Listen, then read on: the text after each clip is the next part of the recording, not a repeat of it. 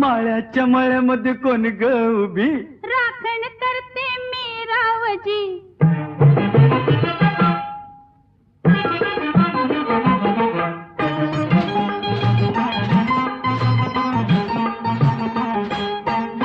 माळ्याच्या मळ्यामध्ये कोण ग उभी? राखण करते मी रावजी. माळ्याच्या मळ्यामध्ये कोण ग उभी?